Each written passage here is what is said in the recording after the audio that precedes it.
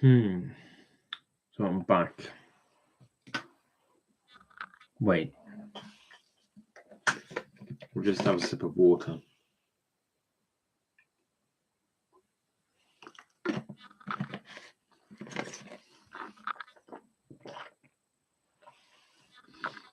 All right, let's get started. These are Paul's notes. And I'm going to be looking at circles.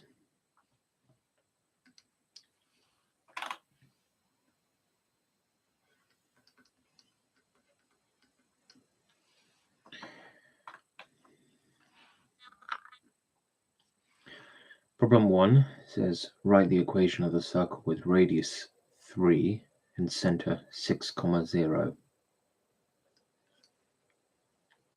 The general form of a circle is x minus h squared plus y minus k squared equals r squared, where the center is h comma k and the radius is r. Sometimes they use the variable names a and b.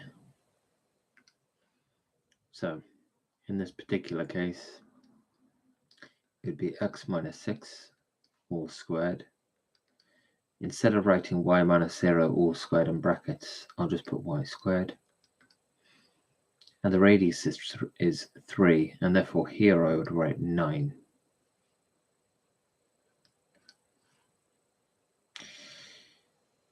Next, write the equation of the circle with radius root 7 and center -1, -9. So because the center is -1, -9, I'll write +1 and +9 in the associated spots. And because the radius is root 7, when I square that, I'll get 7. So I'll write 7 here in the r squared spot. And we check the answer for both of these. That first one is correct. And for the second one, it's correct as well.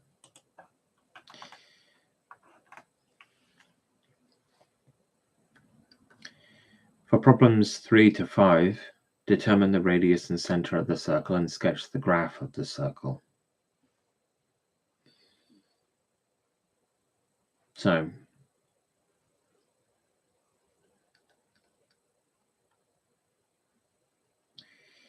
the center of this circle is 9, -4, and the radius is the square root of 25, which is 5. And how am I going to sketch it on here?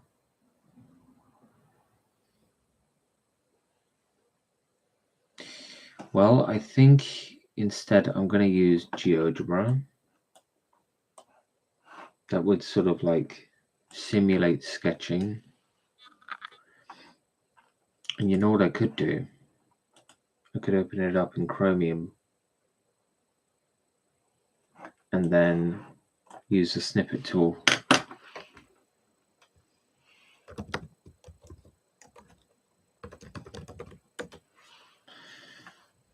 Like this.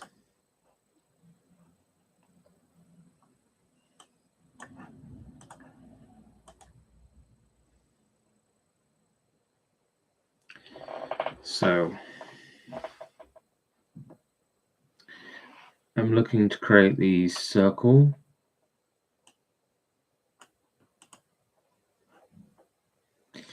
with a center of 9, -4 and a radius of 5.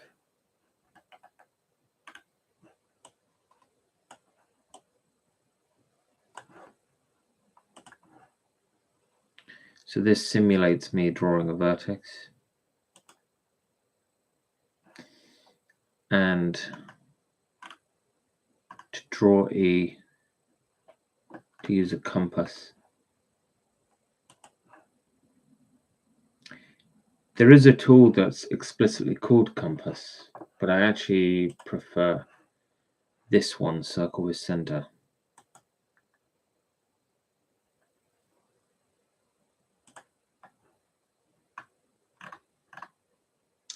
And that's what it would look like upon the XY plane.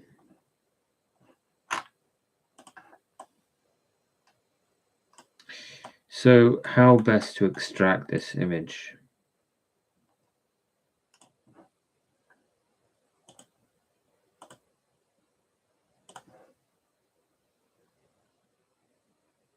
I think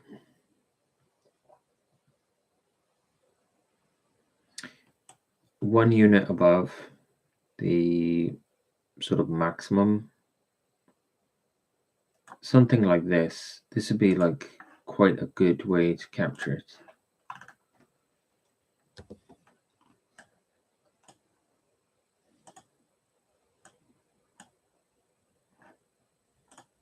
Yeah, that's quite a good idea.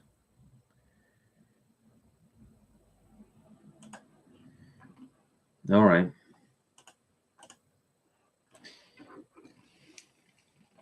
Now for the next one.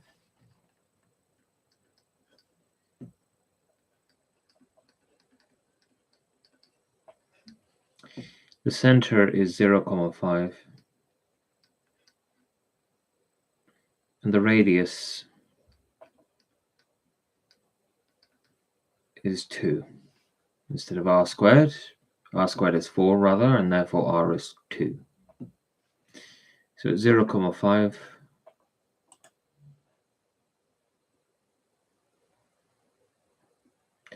I'll plot that, and how can I sort of get rid of all that each time?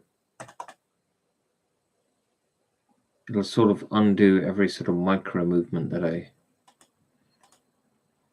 put on. So maybe just open up multiple copies of it. Save the hassle.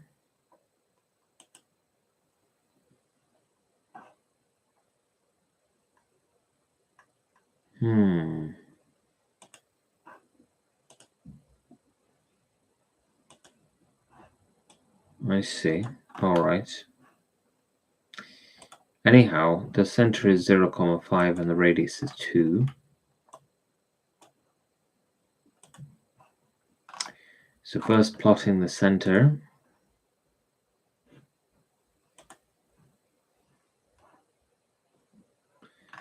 And then the radius of 2.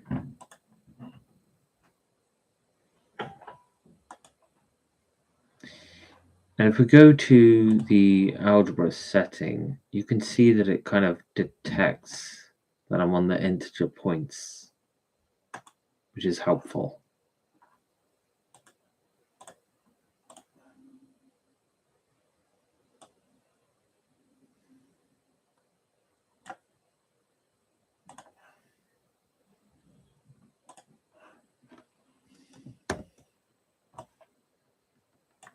There.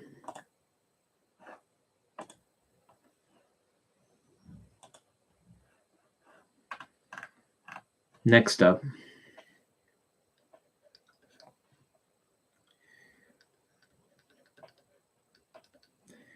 the center is -1, -3.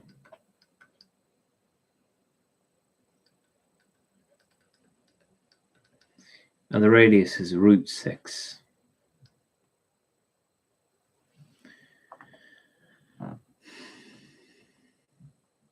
Which is a little bit more than 2.4.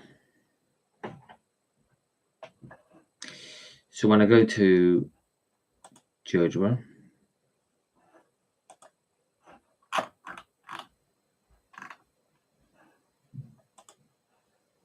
I'll need to plot -1, -3.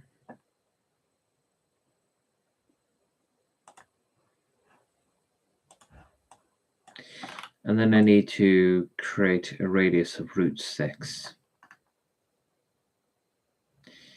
Now, if I do it by eye, that's quite inaccurate.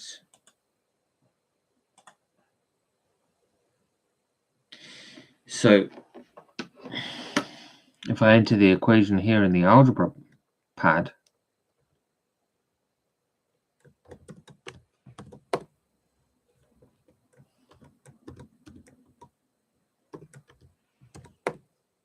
that's more accurate.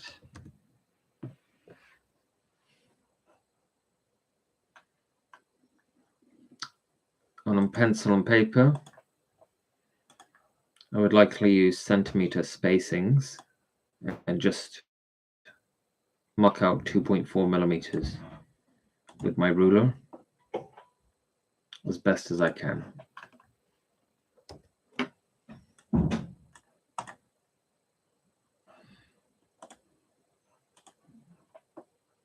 So we'll check these solutions now.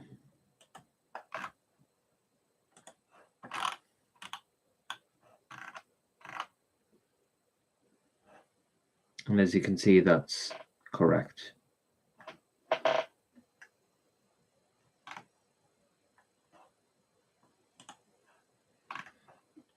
And here.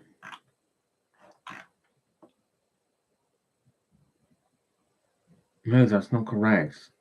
Darn it. Okay. Where did I go wrong? Oh, 0,5. Oh, it's actually above. Okay.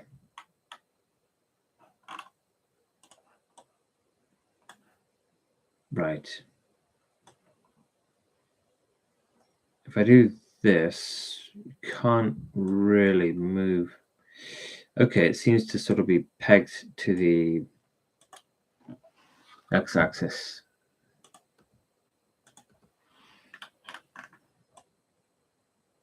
So just begin again. 0,5 is something like that. And the radius is supposed to be 2.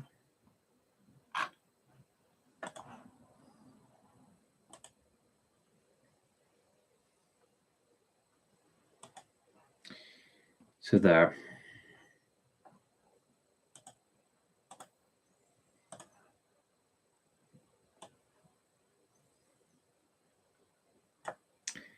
And this should look good.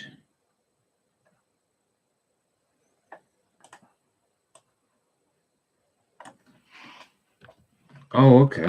So I can do that.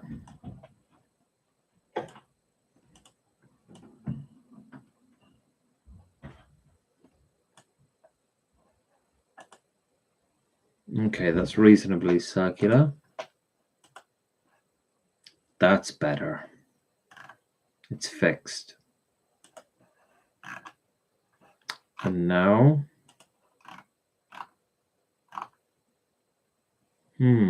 yeah, this is good. They say about 2.45 for the square root of 6.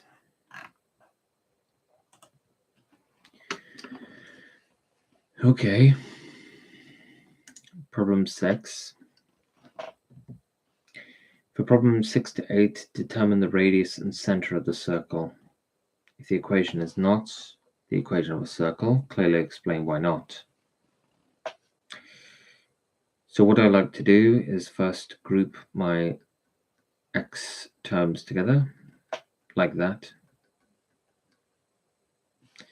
And then my y terms together, like that.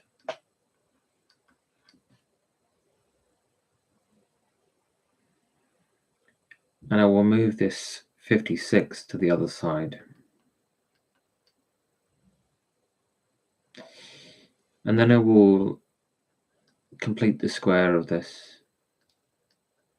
So x plus 7 all squared.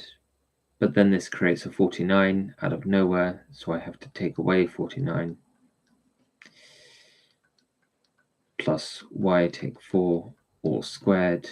But then this creates a 16 out of nowhere, so I have to take 16. Equals negative 56. And negative 49 take 56 is negative 64. And then I have to add, beg your pardon, it's negative 65. Negative 65. And then I have to add 65 to this negative 56 to put it all on the right-hand side. And when I do that, I get 9.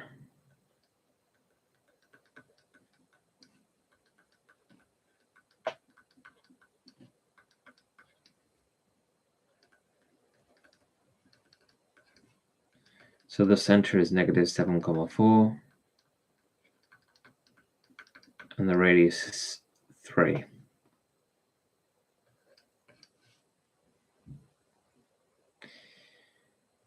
Now for question 7.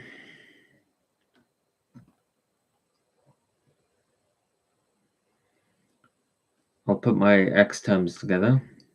9x squared minus 6x. And then my y terms together. 9y squared minus 36y.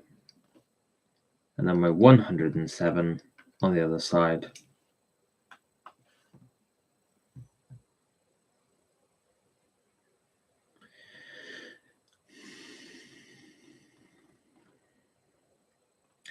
I'll divide everything through by 9.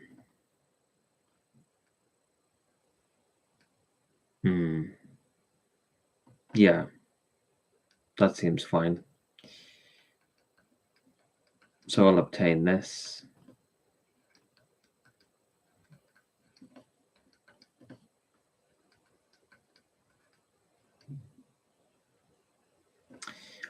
And then I'll do that completing the square sort of thing. So x minus has to be half of that. And this creates a positive 9th out of nowhere, so I have to take away a 9th.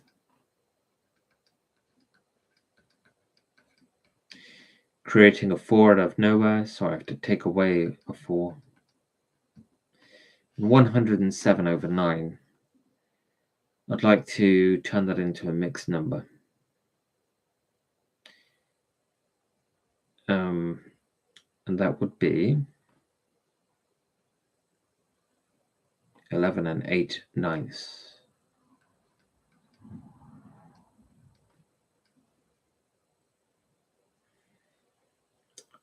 And now this is negative 4 and 1/9.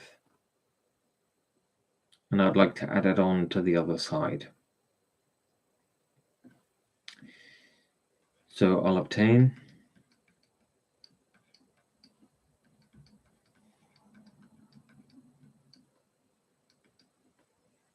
11 and 8/9 plus 4 and 1/9 gives 16.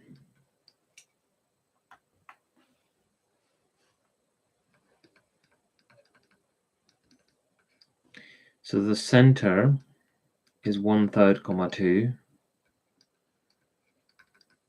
And the radius, as this is r squared, is 4.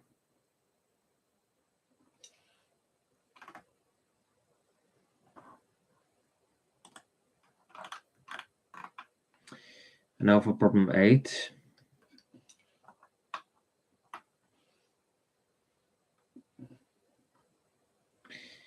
Again, I shall group my x terms together, so x squared plus 8x, and my y terms together, and moving the negative 20 to the other side. The 20 to the other side to become negative 20. Sort of completing the square of these first two terms here, I get x at 4 all squared, which produces a 16 out of nowhere, so I have to take away a 16. There's nothing to do for the y terms.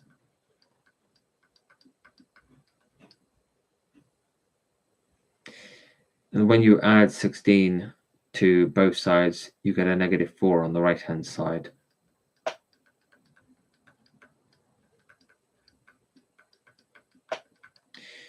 But this would imply an imaginary radius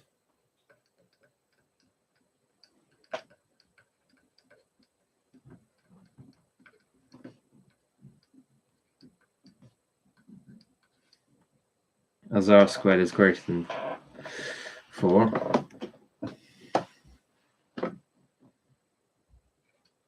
And the right-hand side is less than 0. So we shall check these answers.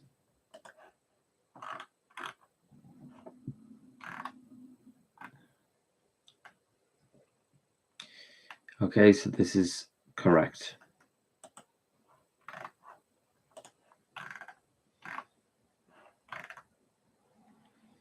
And this is correct.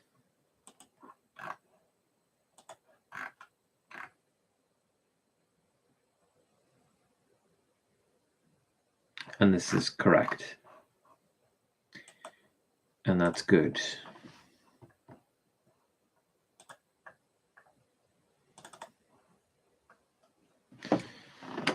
So I'll save it as circles and move on to the next topic.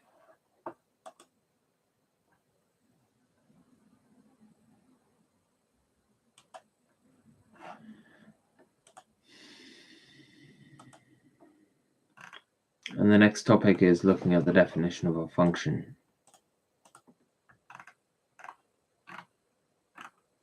There's a fair few number of questions here, which is enjoyable. I like it.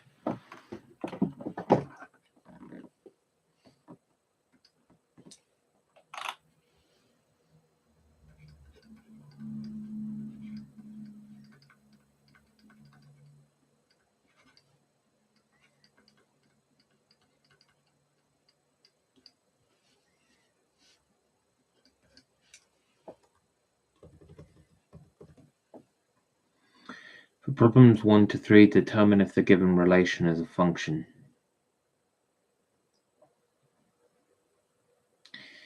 So the answer is yes.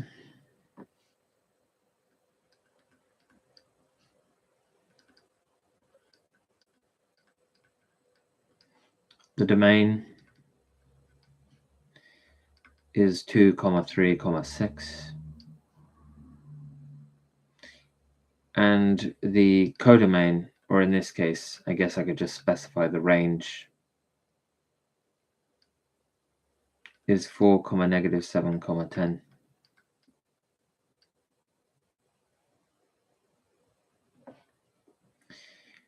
Its left total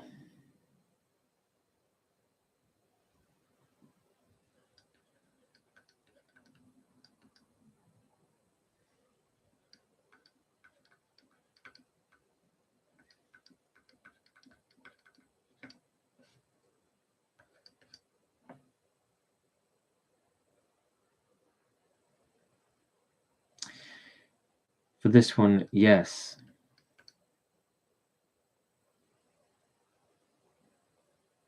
No, beg your pardon.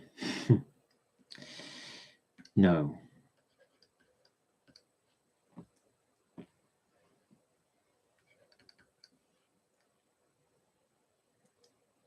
As -1 has more than one image.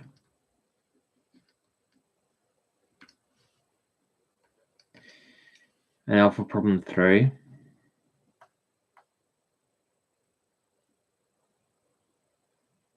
Yes, this is a function.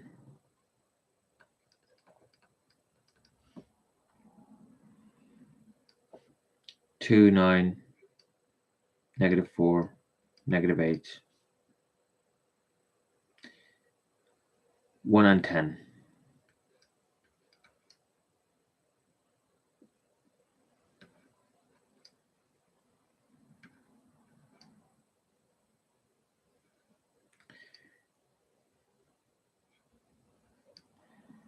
It's perfectly fine.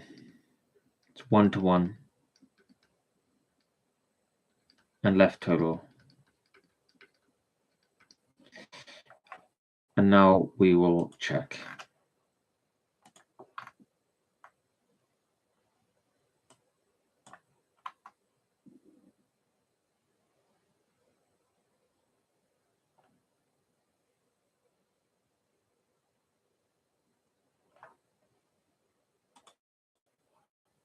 Brilliant.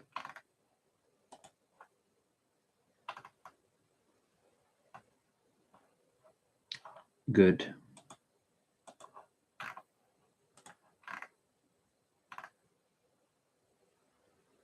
Correct.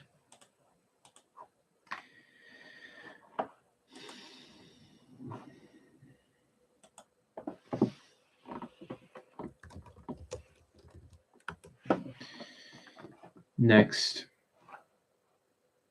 we will determine if the given equation is a function.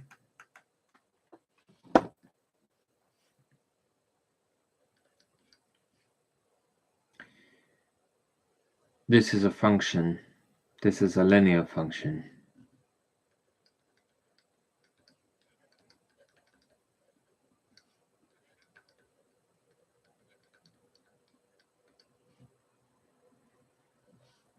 Almost any conceivable domain makes sense and makes this into a function.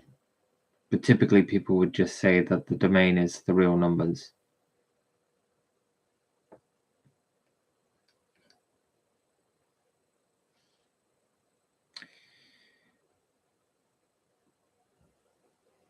It's sort of.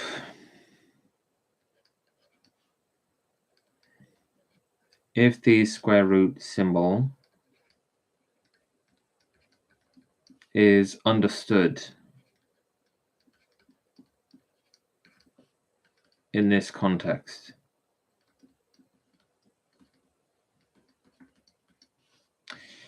to insist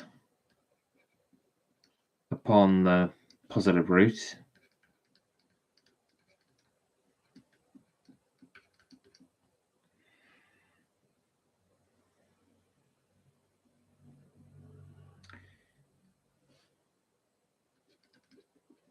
then yes.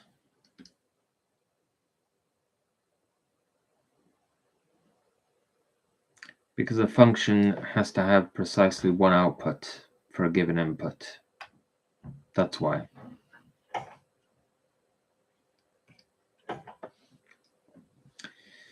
Y to the 4 take x squared equals 16.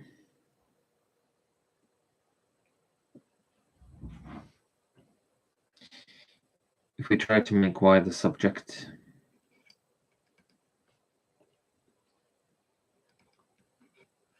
y would be the 4th root of x squared plus 16.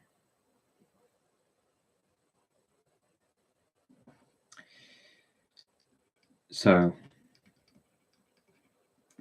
similar statements to the above.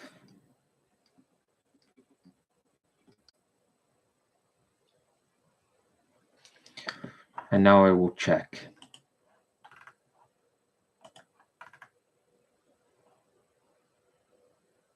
Agreed.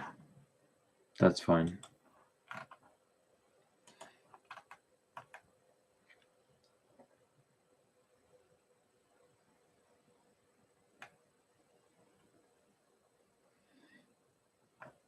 Okay, so they follow the convention of the plus or minus. I see.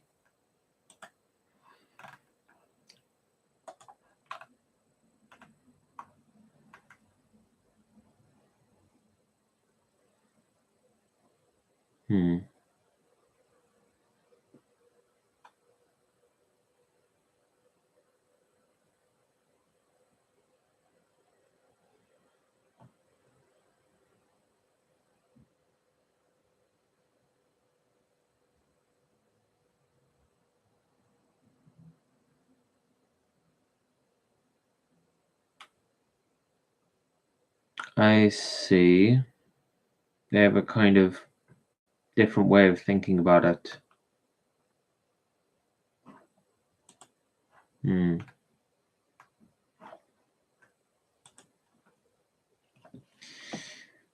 now, let's see about evaluating a function for a given input. We have that f of x is 3 minus 2x squared and we must find f of 0.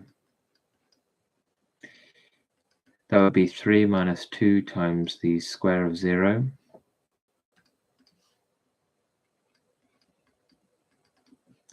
which is 3.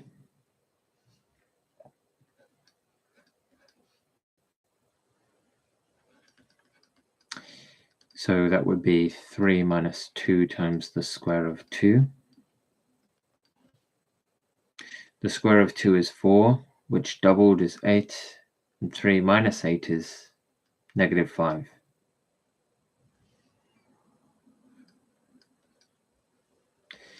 F of negative 4 would be 3 minus 2 times the square of negative 4.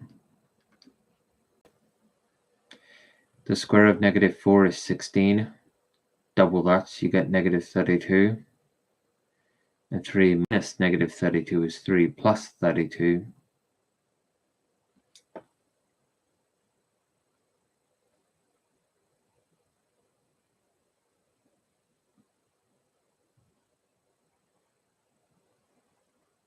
No, that's not right. That's 3 minus 32, which is negative 29.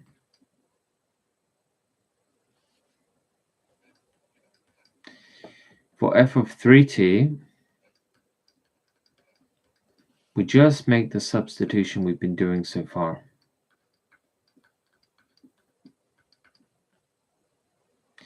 Squaring 3t gives us 9t squared. Minus 2 times 9t squared is minus 18t squared. So 3 minus 18t squared.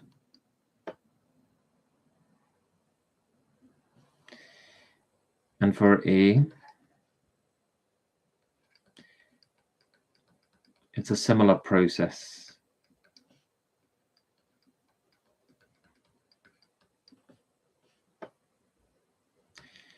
You could leave it like this, or you could expand it and express it as a quadratic in the usual way. So when I expand this, I get negative 2x squared minus 8x minus 5.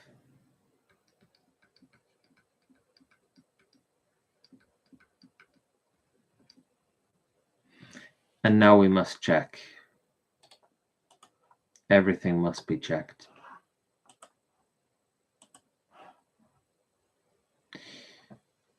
While this loads, we'll proceed to question 8.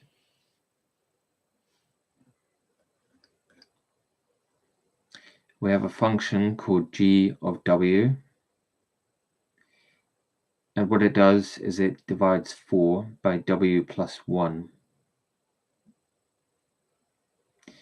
And we are to determine g of negative 6, first of all. So g of negative 6 would be 4 over negative 6 plus 1. Negative 6 plus 1 is negative 5. So this is negative 4 over 5.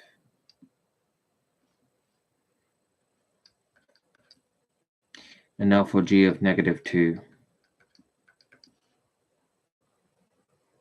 This would be 4 over negative 2 plus 1. Negative 2 plus 1 is negative 1. So this is negative 4. G of 0, that would be 4 over 0 plus 1, which is 4 over 1, which is 4. And g of t minus 1.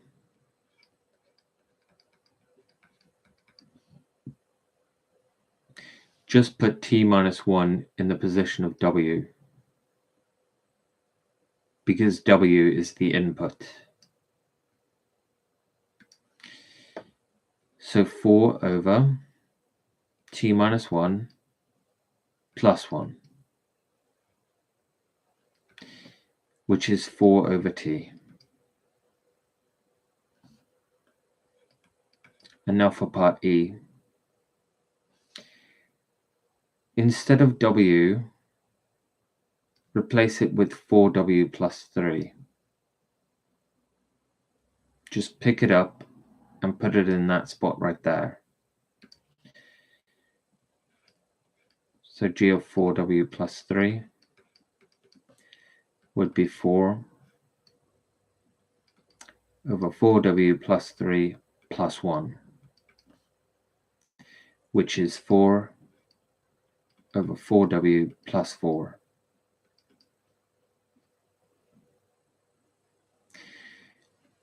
The top and the bottom can both be divided by 4. This is called cancelling by 4. So this would turn into 1, this would turn into w, and this would turn into 1. So 1 over w plus 1.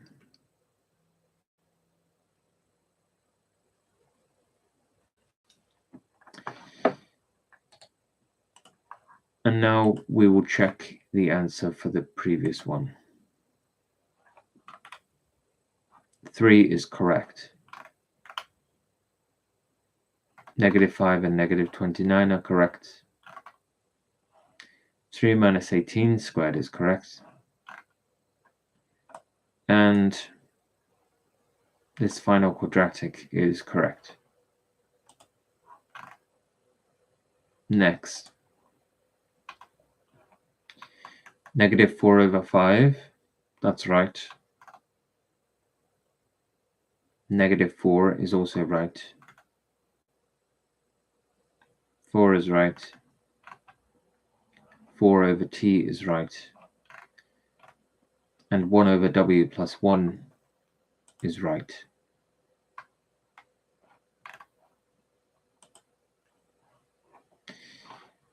Next, question 9. And in question 9, we have a function called h. h of t equals t squared plus 6. So first, find out what h of 0 is. h of 0 is 0 squared plus 6, which is 6. Then find out what h of -2 is. h of -2 is -2 squared plus 6. Notice that I put it in brackets. It's very important because I'm squaring -2. That's what I'm trying to square. That's what it insists upon. The square of -2 is 4, and 4 plus 6 is 10. Now find h of 2. We get the exact same result.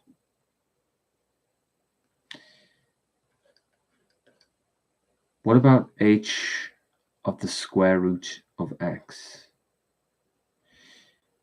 Pick up the square root of x and replace t with exactly that.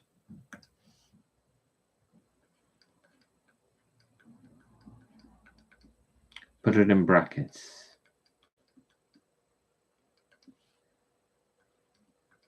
Just like that. The square of the square root of x is x, and so it would be x plus 6. And now h of 3 minus t. Pick up 3 minus t in brackets and put it where t is. Just like that. Then square it out, and we'll get t squared minus 6t plus 9.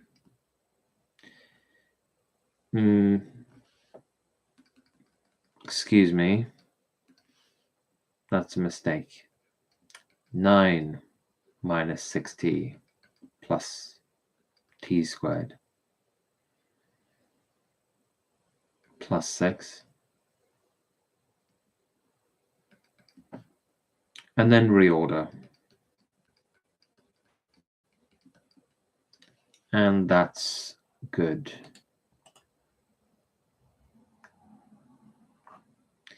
And now we check. Everything must be checked. 6 and 10 are fine, and so is 10 there. X plus 6, that's correct. And this last answer is also correct. And now to try problem 10. This is called a piecewise function. Piecewise function. It has two pieces. If the input z is less than 2, then your output should be 3 times z.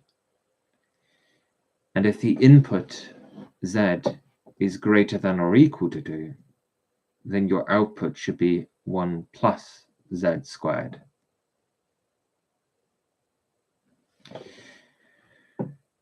So for h of 0, 0 is less than 2, and so the output has to be 3 times 0, which is 0.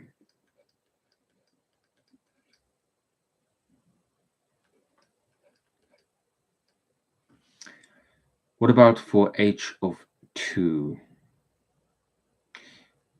It would be the second one, because 2 is greater than or equal to 2. It's actually equal to 2. So the output should be 1 plus 2 squared, which is 1 plus 4, which is 5. And what about h of 7? 7 is, of course, greater than or equal to 2, so the output should be 1 plus 7 squared, which is 1 plus 49, which is 50. And we check. While that's loading, problem 11. So this is another piecewise function with 3 pieces.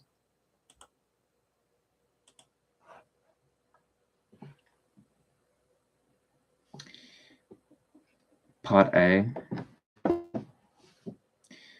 f of negative 4. Negative 4 is less than or equal to 2, so we execute this piece of the function. We now want the square of negative 4, which is 16.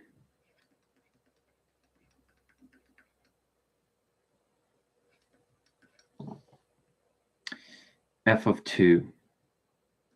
It would actually be this one again, because 2 is less than or equal to 2. So we want the square of 2, which is 4. F of 6. It would be the middle piece, because 6 is between 2 and 9. So the output should be 6 plus 9, which is 15.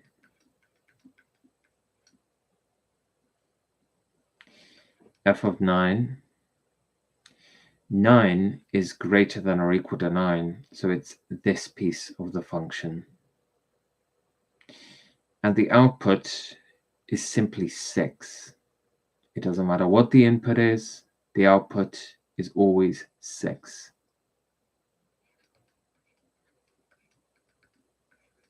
A function which only gives one output no matter what is called a constant function. And sometimes we need them.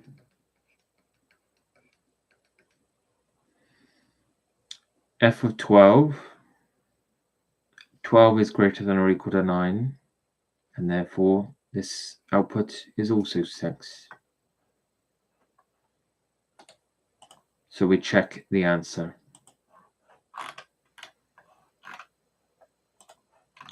For problem 10, 0 is correct, and so is 5, and so is 50, so it's good. For problem 11, okay, 16 is correct, so is 4, so is 15, and so is 6 and 6, and so it is good. Now, for problems 12 and 13, we are to compute the difference quotient for the given function. The difference quotient for the function f of x is defined to be f of x plus h minus f of x over h. It's used in finding the slope of a secant line which cuts a function at 2 points, at x and x plus h, because the rise at this point here is the change in the y values, which would be f of x plus h minus f of x, and the run is, of course, just simply h. That's how big the gap is. So this is called the difference quotient of the function.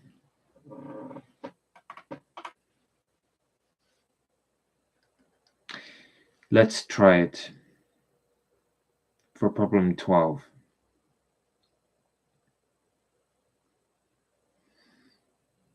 Okay, so it would be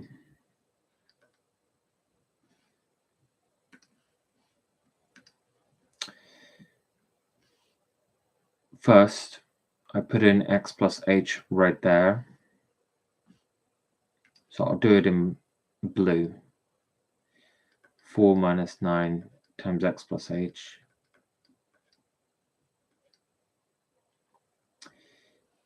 And then the next bit I'll do in red.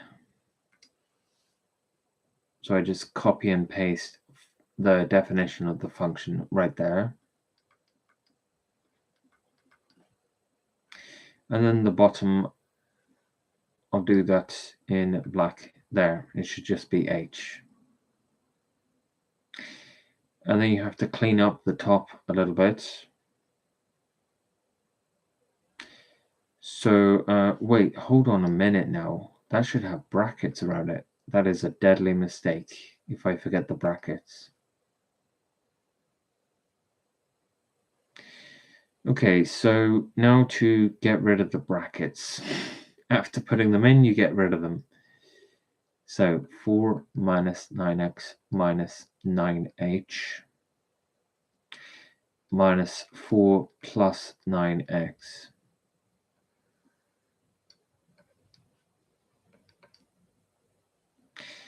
These will cancel out, and these will cancel out. And what we are left with is negative 9h over h, which is negative 9.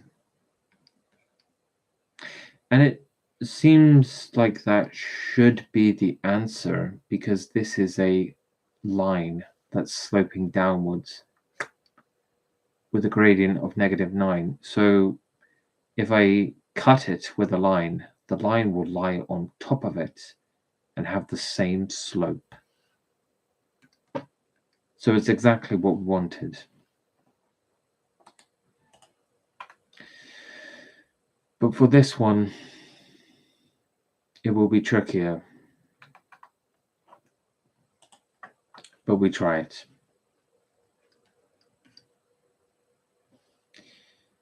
So first in blue, we write out the function, but instead of x, we put x plus h. So x plus h right there, and x plus h right there.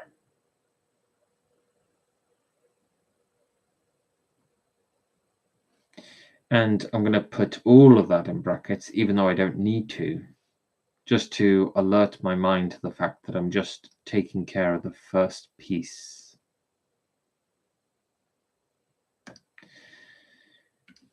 And then a minus sign, and then I switch to red for this bit, where I just copy and paste the function in brackets as well, just like that.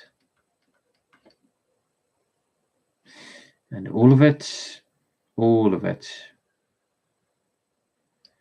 is divided by h. And now to remove the brackets. So I go from the inside first. First I will square this out and multiply everything by 2. So x squared plus 2h plus h squared, so 2x squared plus 4xh plus 2h squared minus x minus h minus 2x squared plus x, and all of this is divided by h. Now, what cancels out? This pair here and this pair here, and that would seem to be it. So we put everything together, 2h squared plus 4xh minus h, all divided by h.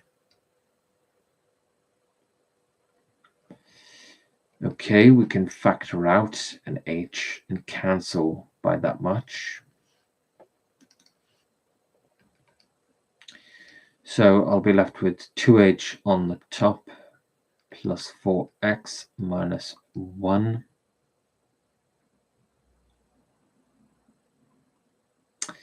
And that seems okay.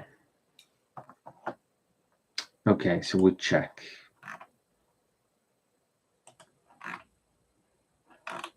Yes, this is correct.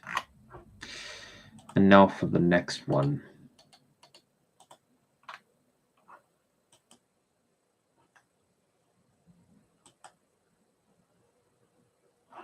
Okay, while it loads.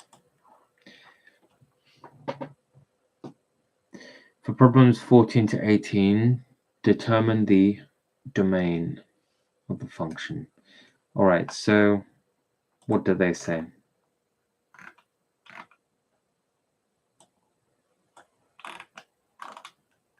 Yes, we are in agreement. That's good.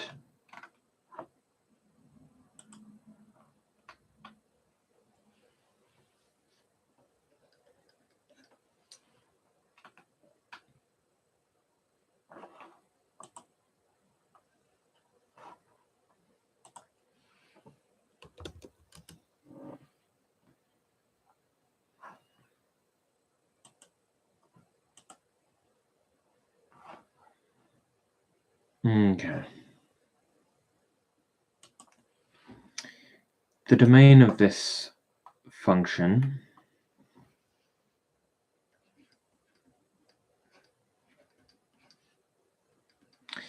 is the real numbers.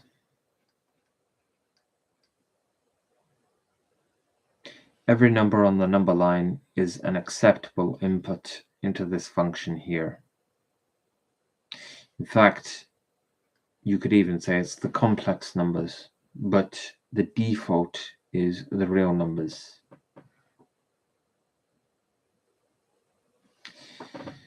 For f,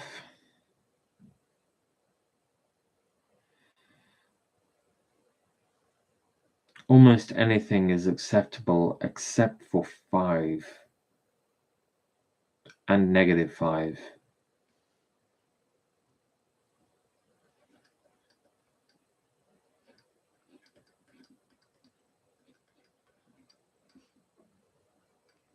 So the real numbers, but don't include 5 or -5. Sometimes I see it as a set difference. Sometimes I see it as a minus sign, sometimes a backslash. But I think it's pretty obvious what I mean.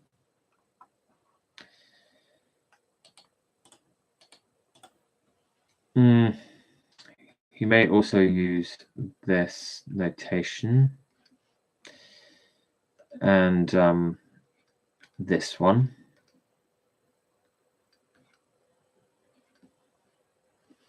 Hold on.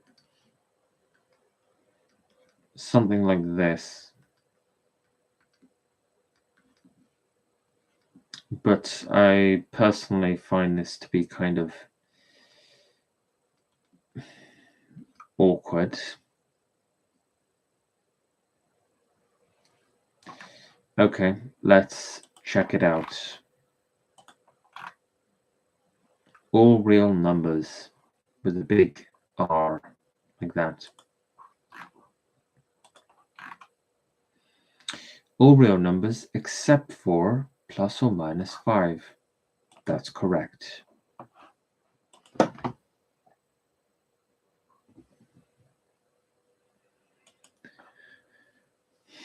Okay.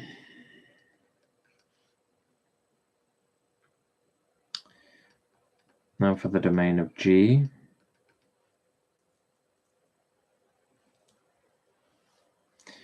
Factorize the numerator.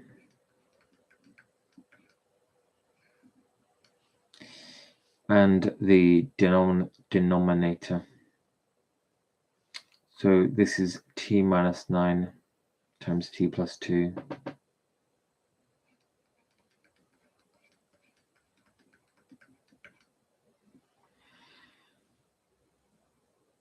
Okay, this is not the domain of G. This is just an analysis of G, a rewriting of G, if you will.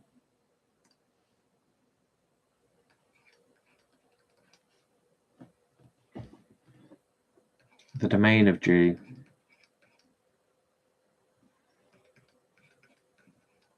is the real numbers without -2 and 9.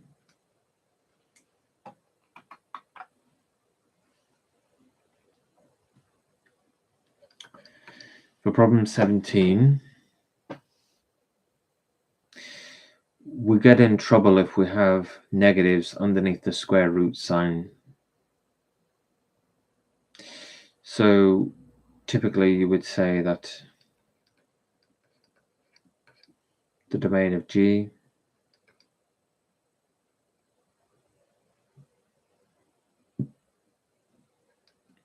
is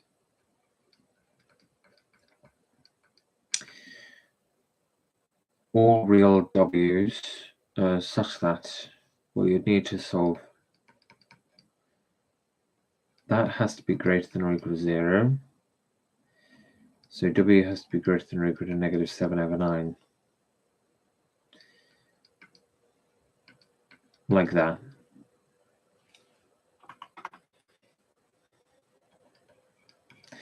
And for problem 18,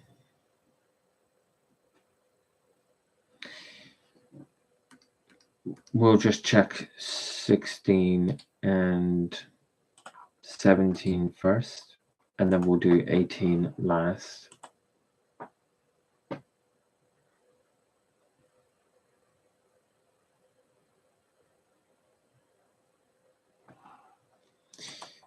Okay. Yes, that's what I said. That's correct. And here, that's correct. And now for problem 18.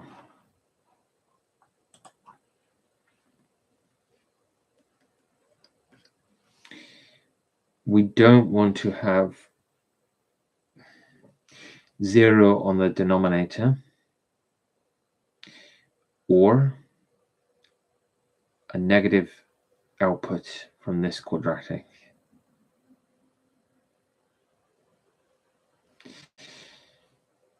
So when we factorize this quadratic,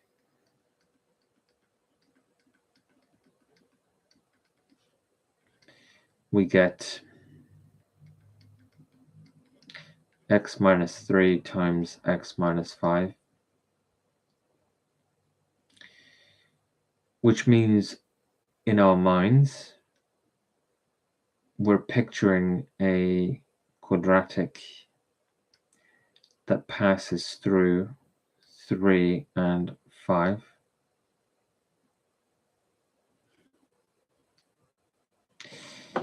And we don't want it to include these values of x, because then we get a negative output.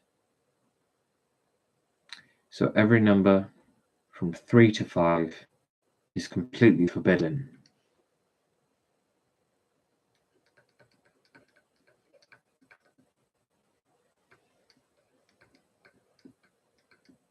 Oops.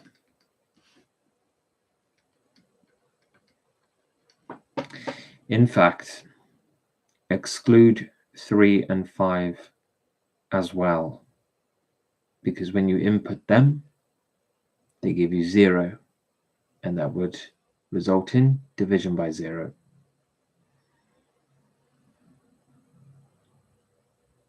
But otherwise, it's okay. So the domain of f is the real numbers minus the closed interval from 3 to 5. And now we check.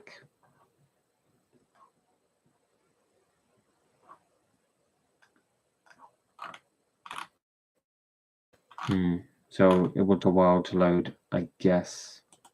Let's see what's coming up next.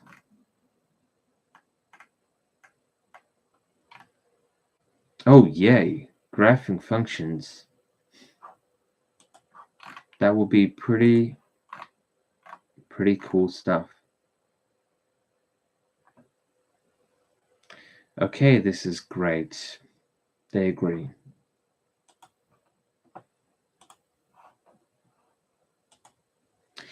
So this has been good, and I hope you are good and be well.